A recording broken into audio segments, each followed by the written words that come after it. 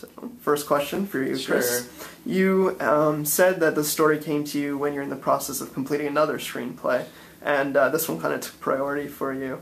How did this film come to you during that time? What was your inspiration? Like, where did it come from? I think it started with this character of Fanny, who has a developmental disability, and I've sort of made up characters all my life, and then they sort of become, without sounding schizophrenic, they become real to me. And so it started with this character, Fanny, who has this disability, life can be hard for all of us, for anybody, no matter, even people with resources, with financial resources or mental resources. If you don't have those resources, I wonder how you can make it through the day or make it through life. And so I just sort of became more or less obsessed with this character, Fanny, and wondered more about her family and what about how her disability, what effect her disabilities had on her family and her family's development. And it started with that. The film, Fanny, Annie, and Danny, I always get them mixed up when I say it. I always reverse the order. Everybody does. It's about 3 adult siblings coming home for the holidays and the nightmare that ensues. Have either of you, do you have similar family holiday experiences to draw upon when you were working on this movie? I'm an only child, so I don't have this sibling experience at all, actually. But I think being an only child, you're always curious about different situations. What would it be like to have siblings? What would it be like to have a sibling like Fanny? And so it was kind of an investigation of that, an exploration of that. What would that be like? Your films, primarily from what I could tell, seem to revolve around like 3 central characters and kind of have like intertwining stories, at least from what I read about them. Is 3 like a magic number, or is it just something specifically about the storytelling method that like works for you? That's a great question. I hadn't realized that.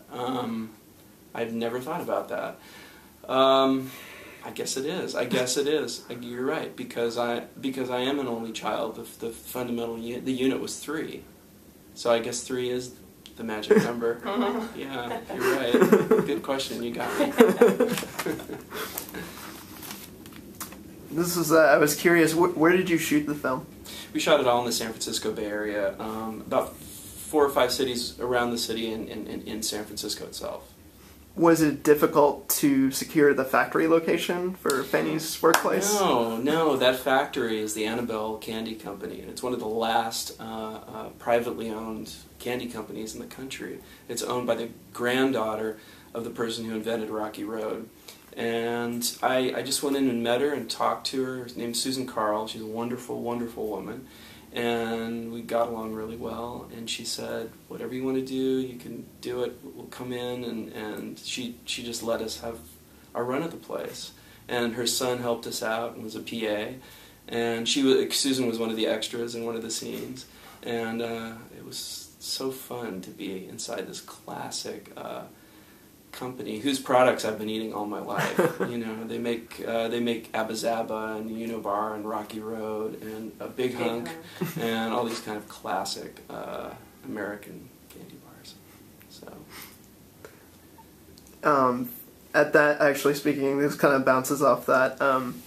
Fanny is given a large sum of money from her boss, which she seems kind of ambivalent about. So I was wondering, does she just really not care about the money, or is it in her level of thinking that she just doesn't? I think it's a bit that, it is a chunk of money. She's never had anything like that. She does not understand sort of the gravity of that. She's one who's lived a very structured life. At 6 a.m. she does this. At 8 a.m. she goes to work. At 4 p.m. she's off of work. She gets her check. She goes home. So all of a sudden this new thing arrives, and it's kind of like that's not part of the day or of the week, and so it's almost like, well, this doesn't really fit. So I don't think it takes the significance that it would, say, if someone walked up to me and gave me that amount of money, I'd probably do a little happy dance. But I think for her, she just doesn't quite grasp the gravity of it. at least, you know, in that short amount of time that we spend with her over this few days. You mentioned it was quite a bit about routine for her. I noticed that was a focus in the film, is her routines. Going to work, putting on her hair, putting on her, washing the hands. Yeah. Right. Sort of a safety and comfort ritual. Yeah, daily rituals. Yeah, just to kind of, I think it's a way of controlling one's environment, of just, you know, having that very structured life, and so that if anything does kind of get out of the ordinary, it's very disruptive. And we see that a little bit with her in the film, when people start disrupting her routine. We all have that quality a little bit. We all are sort of addicted to routine, and we all have the little box that we've made. And I think Fanny's box is just a little bit. It's just her world is a little more rigid, but she's just a heightened version of any of us. I think, slightly heightened, maybe not even so heightened. There seems like there's a few points where she's kind of like, I want to say, lost in her own world. Kind of when you look at your expression, is she really just lost in thought, or she's really just kind of confused about how to interact sometimes with people? Well, that's a good question, and I think from moment to moment it probably does change. I think with her family, you know, it's just like I think with anyone with their family, those grooves are set early in your life, and you just kind of learn to react to them kind of a certain way. Even if it might not be appropriate, it's like, well, that's how we've been doing it for 500 years, so this is how we do it, and you don't even think about it anymore. You just kind of take it for granted. So that may be part of it. And again, I think what Chris said about maybe it just being, I mean, Fanny is extreme, I think, especially with sort of her social, what's the word? Inflexibility, maybe, if that's, I'm not sure that's quite the word. But, so I think with the family, I just feel like this is how they've done it for years and years and years, and it hasn't probably changed that much, even though like she and her siblings are grown adults, there still is that element of, you know, and even to this day when I watch the film, I watch these adult siblings who look like they're 10 years old again when they're with their parents. It's really startling to me. It's that thing, you know, when any of us go home, you know, we walk through the door and we're 12. Right. And certainly at these rituals, family holidays, people just slide right back into that. Right. And we always do that at grandma's for breakfast, or, you know, and who's going to carve the turkey? And this person says this, and this person reacts in this way, and this, you know. We all slip into that, I think. Yeah. I noticed that Annie's fiancé, Todd, is really the only one who talks to Fanny like an adult. Is that something that was intentional, or was it something that it was something in the writing, was something in what the actor brought to the particular role? And do you think maybe that was that because he's kind of peripheral to the family, he views Fanny very differently than the other people do? I feel it's that. I think it's what you just said. It's that he's an outsider, so he hasn't been. He has the freedom of being an outsider and of being objective, and he doesn't know his role yet. He doesn't have his lines down from 25 years of practice, so he has some freedom, and he can see Fanny for maybe, I don't want to say who she really is because I don't know what that means, but he can see her as a full human being, not as a person who's not normal or not. He sees her as she's just Fanny. And so he's, it was intentional. It was certainly in the script, but it was, vastly dignified by Nick Frangioni, who played Todd so beautifully.